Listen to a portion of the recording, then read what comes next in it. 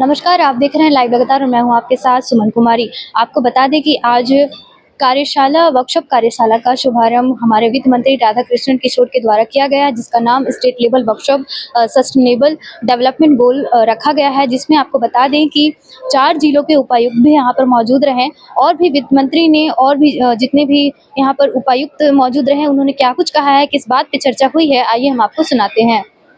आर्थिक और सामाजिक विचार सस्टेनेबल डेवलपमेंट के संदर्भ में यहाँ अपोलो के वक्ताओं ने रखा है।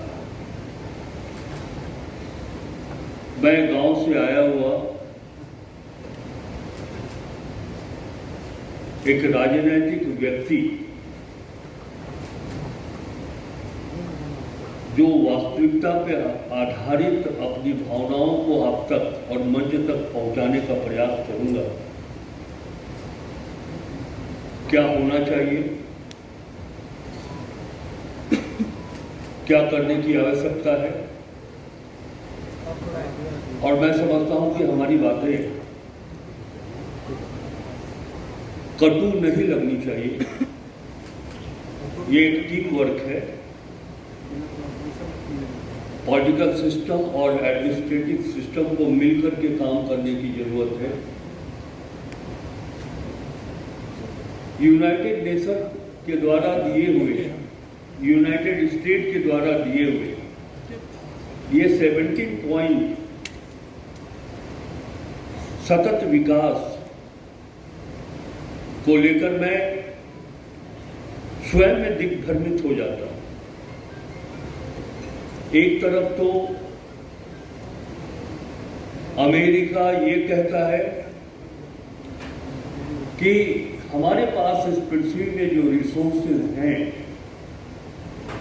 वो हम अपने आने वाले पीढ़ियों के लिए भी सुरक्षित करके रखें,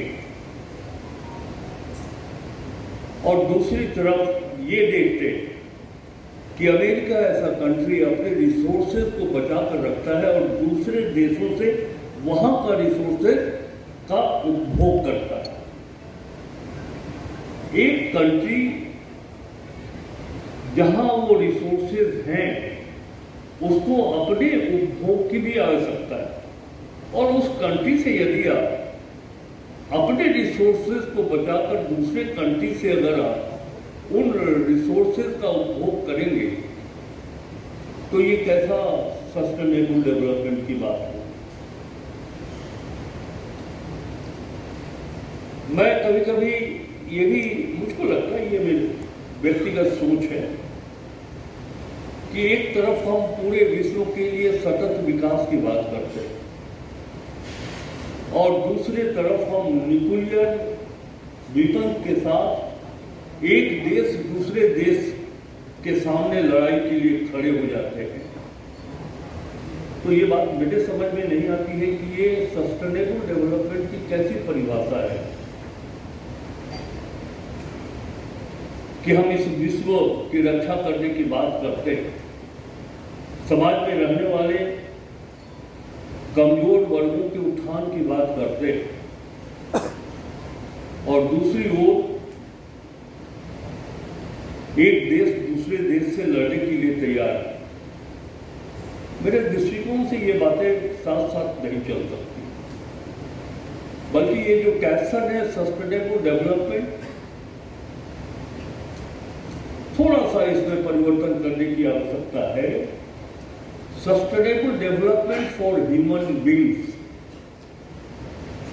ये ज्यादा अच्छा लगेगा। विकास मानवता के लिए, विकास उन गरीबों के लिए। अभी हम बात कर रहे थे कुपोषण, उसके लिए विकास,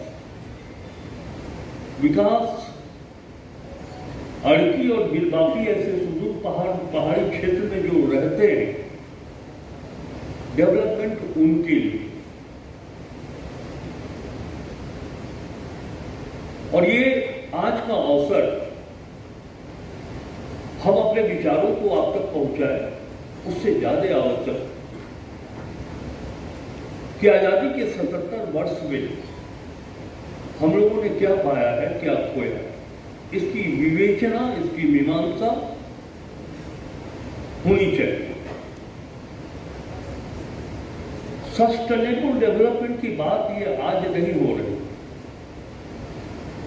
45 वर्षों का राजनीतिक अनुभव और मैं जानता हूं कि प्रथम पंचवर्षीय योजना से लेकर आज तक सस्टेनेबल डेवलपमेंट की बात होती चली आ रही है। अब उठा करके देख लीजिए, first 5 year plan, second, third, fourth, 5, सभी पंचवर्षीय योजनाओं में कंट्री को, स्टेट को डेवलपमेंट के लिए, सस्टेन करने के लिए ये प्रोग्राम चलते रहे। हम कहाँ स्टैंड कर रहे हैं?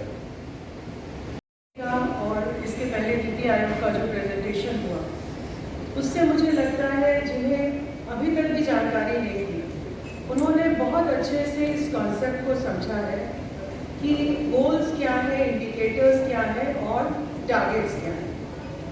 इसमें कोई दो राय नहीं है कि हम लोग इन गोल्स को अचीव करने के लिए पूरी तरह से कमिटेड हैं। लेकिन एक बात मैं कहना चाहूँगी, नीति आयोग के प्रेजेंटेशन में आपने देखा होगा कि पूरा देश जहाँ आगे बढ़ रहा है, झारखंड भी आगे बढ़ रहा है, पर इस इंडेक्स में झारखंड का performance compare to other states बहुत अच्छा नहीं रहा है। उसे एक्सेप्ट करने में हमें कोई हिचक नहीं होनी चाहिए।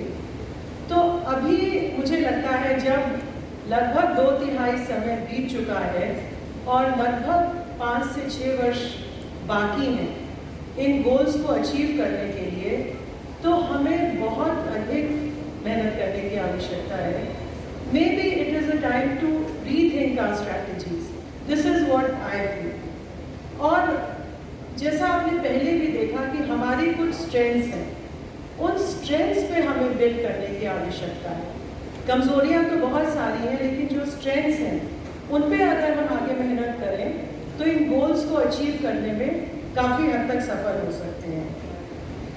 मैं कुछ अपने ऑब्जर्वेशंस, चूँकि मैं इस विषय को पहले भी देखती रही थी और जो टेक्निकल प्रेजेंटेशन है उसमें सभी जानकारी आपको प्राप्त हो गई है। कुछ मेरे ऑब्जर्वेशंस हैं, कुछ जो मैंने फील्ड में देखा है, मैं वो शेयर करना चाहूँगी। जैसे एक इशू है डेटा। हम लोग जैसे जो भी बिल्ड कर रहे हैं, जो भी एनालिसिस कर रहे हैं, वो डेटा के आधार पर कर रहे हैं। लेकिन मुझे ये लगता है कि डेटा कलेक्शन, उसका कोलेशन और उसकी रिपोर्टिंग झारखंड जैसे राज्य के लिए बहुत बड़ा इशू है। और मुझे ये भी लगता है कि क्या डैशबोर्ड्स को हम लोग प्रॉपरली यूज़ कर रहे हैं, जो ग्राउंड लेवल पे हमारा डेटा जनरेट हो रहा है उसकी वेरासिटी या वो किस हद तक सही है, इस पर भी सोचने की आवश्यकता है। और जैसा कि आप लोग जानते हैं, पहले भी सेक्रेटरी प्लानिंग ने भी बोला कि हम लोग केवल जो क्रिटिकल इंडिकेटर्स हैं उस पर फोकस करेंगे, क्योंकि सब तरह के डेटा हमें रेगुलर पीरियोडिसिटी के साथ मिलते नहीं हैं। तो इसलिए ये चीज़ें हैं जिस पर ध्यान देने की आवश्यकता है। और एक और चीज़ मैं कहना चाहूँगी कि कई बार हम नंबर्स को सेक्रोसेंट मानते हैं। मुझे ये लगता है कि कई बार हमें उससे थोड़ा हट के भी सोचने की आवश्यकता है। लोकलाइजेशन के बारे में बहुत कुछ कहा गया और अभी माननीय मंत्री जी ने डिस्ट्रिक्ट इंडिकेटर फ्रेमवर्क को लॉन्च किया, जिसके बारे में टेक्निकल प्रेजेंटेशंस भी होंगे।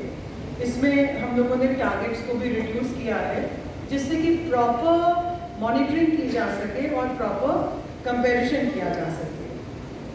लेकिन इसमें एक चीज़ मुझे ये लगती है कि चूँकि जैसे यूएनडीपी रिप्रेजेंटेटिव बता रही थी कि कई सारे डिपार्टमेंट्स का इन्वॉल्वमेंट होता है। अगर एक गोल की बात करें, इवन एक इंडिकेटर की भी बात करें, तो कई सारे डिपार्टमेंट्स का इन्वॉल्वमेंट होता है। और इवन फील्ड लेवल पर किसको हम जिम्मेदारी देंगे, ये भी मुझे लगता है कि सबसे पहले डिसाइड हो जाना चाहिए। और अभी मल्टीपल पोर्टल्स काम कर रहे हैं, मल्टीपल डैशबोर्ड्स काम कर रहे हैं, तो कौन से क्रिटिकल है, क्या सब कुछ पोर्टल्स को हम इंटरलिंक कर सकते हैं, जिसमें कि डेटा एक पोर्टल से दूसरे पोर्टल में ऑटोमेटिकली अपलोड हो जाए।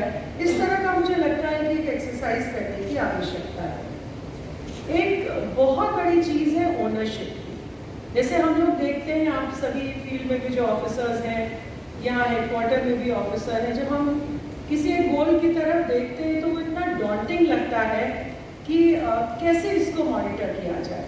हम लोग अभी, हमारा प्लानिंग डिपार्टमेंट है वो नोडल डिपार्टमेंट है और उसके लिए एक इंस्टीट्यूशनल मैकेनिज्म भी है, लेकिन गोल वाइज मुझे लगता है।